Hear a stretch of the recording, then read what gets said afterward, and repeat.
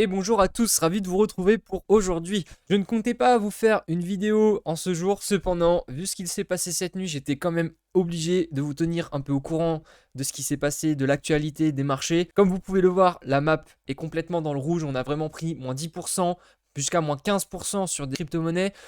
On va voir ça tout de suite, mais vraiment, ça sent pas bon. Et ça commence maintenant.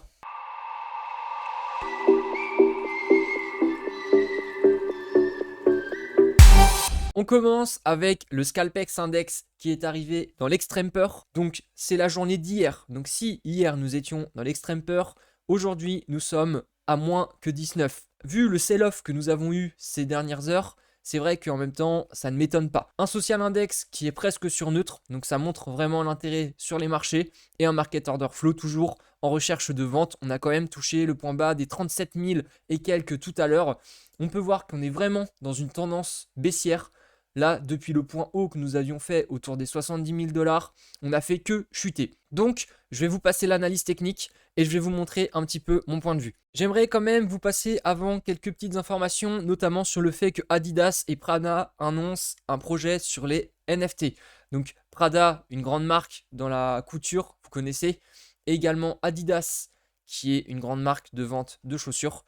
Donc, on peut voir même Adidas sur leur Twitter, ils ont carrément acheté donc ce qu'on appelle un board APE. Donc si vous vous renseignez, c'est des NFT qui sont vendus actuellement à hauteur de quelques millions de dollars. Donc ils se sont fait plaisir et ils veulent se lancer à fond dans les NFT. Les NFT, les tokens non fongibles, vous en entendez vraiment partout. C'est actuellement la grosse hype. C'est vraiment n'importe quoi. Tout le monde veut s'en procurer et donc même les réseaux sociaux commencent à vouloir les actualiser sur leur page et même sur leurs photos de profil. Je voulais également vous passer cette petite information qui a un petit peu influencé le cours du Bitcoin sur ces dernières heures. Donc la SEC, qui en fait représente l'autorité des marchés financiers aux États-Unis, c'est un autre nom, mais ça représente la même chose, a refusé l'approbation d'un ETF qui était sur le spot.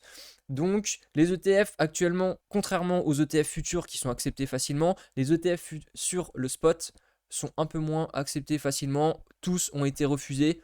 C'est vrai que ici, un ETF lié au spot est accepté, ça peut vraiment augmenter le nombre de personnes qui vont toucher le Bitcoin. Et ça, pour le moment, les États ont un peu de mal. Donc c'est vrai qu'il va nous falloir encore sans doute quelques mois pour valider ce type d'ETF. Un ETF, c'est quoi? C'est tout simplement un ensemble de cours qui vont faire la validation d'un nombre de marchés. Donc par exemple, vous pouvez avoir un ETF sur les métaux. Et donc, cet ETF reprendra le cours de l'or, de l'argent, du cuivre, etc., de tous les métaux précieux. Ils font un package global et ça vous représente un cours global. Donc, lorsque vous avez un ETF, par exemple, en bourse classique, sur le Nasdaq, sur le SP500, etc., eh bien, ça vous montre en fait l'ensemble de toutes les entreprises, comment est-ce qu'elles se comportent. Donc, au lieu d'acheter une entreprise précisément, vous pouvez acheter un ensemble en fait d'entreprises, puisque l'ETF rassemble plein d'entreprises et ça vous évite d'être exposé totalement au marché si jamais une seule entreprise se casse la gueule. Là au moins, s'il y a plein d'entreprises, si une tombe, eh bien les autres peuvent compenser. On enchaîne avec l'analyse technique sur le Bitcoin. Je vous avais tracé, je ne sais pas si vous vous souvenez, une droite de tendance qui est actuellement baissière et cette droite même de tendance qui représentait en fait la tendance du cours à plus long terme puisque j'avais pris l'ancien ATH, donc l'ancien plus haut, avec également un rebond que nous avions fait ici quand nous étions fait rejeter, puis quand nous l'avions break. Là, nous avons cassé par le bas, on va dire, ce petit triangle de compression. Donc actuellement, ce n'est plus nécessaire de garder cette droite, donc je vais l'enlever. Par contre, cette droite de tendance qui continue de chuter, elle, on va la garder. Tant qu'on n'a pas de confirmation sur le retournement de la situation, c'est-à-dire que nous faisons des W comme ça, actuellement, je vais vous les tracer, comme ça, des petits W, hop là, pour confirmer que le cours est en train de se stabiliser et donc que nous faisons un petit range pour ensuite repartir à la hausse. Tant que nous n'avons pas ça, nous sommes encore sur une chute. On a quand même un RSI qui est en journalier autour des 26. C'est quelque chose que nous n'avons pas atteint depuis le point bas. Donc déjà, en journalier, c'était par rapport à cet été, même un peu avant, en mai. Et également, la dernière fois que nous l'avions touché, c'était lors du crack Covid de 2020. Nous avions touché en dessous des 30 points de RSI, donc on était totalement en survente, c'était au crack Covid. Et là, si on regarde sur une période de temps un peu plus longue, on arrive bientôt sur des valeurs que nous avions lors du crack Covid. Donc on était actuellement au niveau de 32 et là nous sommes à 40. Donc ça montre quand même que nous avons eu une forte pression vendeuse. Ce n'est pas terminé, attention. Pour moi, le scénario est, actuellement nous avons fait 2 points hauts autour des 70. Donc nous n'avons pas terminé la baisse. On peut faire ce qu'on appelle donc un double top. Donc ça vraiment, ça pue.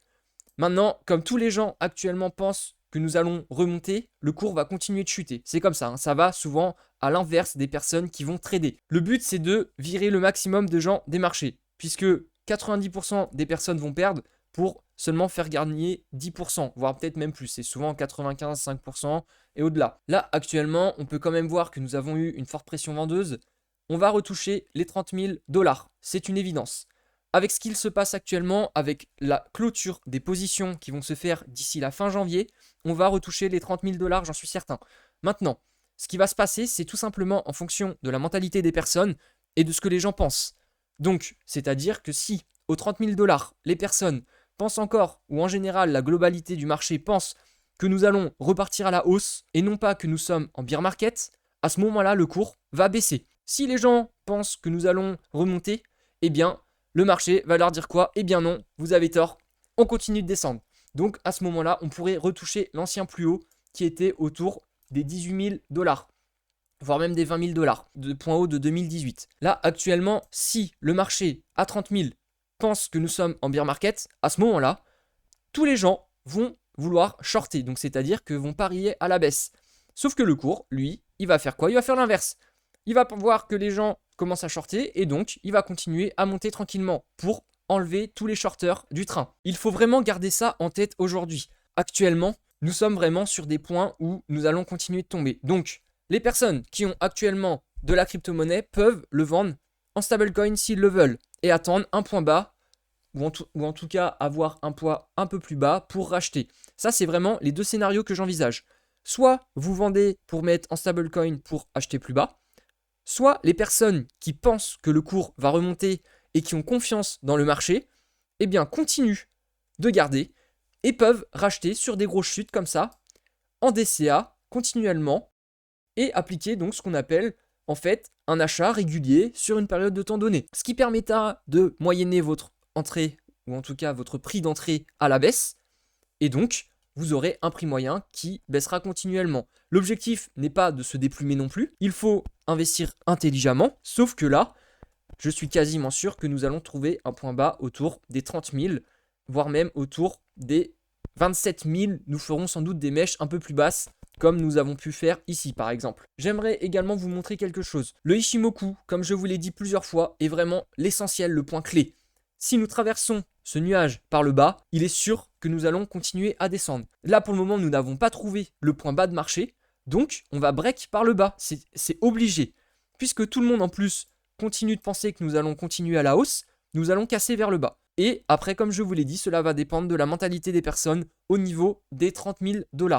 C'est vraiment là le point essentiel. Si à 30 000, les gens pensent que nous allons continuer de monter, on va se prendre une baisse, mais comme nous ne l'avons jamais vu encore, jusqu'à ce que le marché se reprenne et les gens pensent définitivement que le marché est mort, que plus rien ne se passera. À ce moment-là, il se retournera et là, vous serez dégoûté de ne pas en avoir repris. Donc, pour le moment, je ne vais pas vous passer plus d'alt. Je vais m'arrêter là pour aujourd'hui. Je pense que ça suffit pour le moment. Analysez correctement le cours.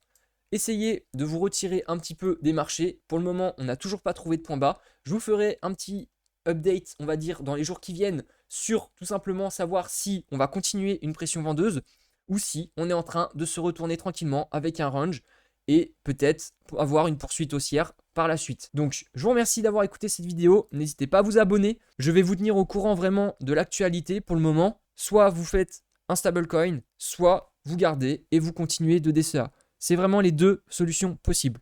Allez, bonne soirée. Ciao, ciao.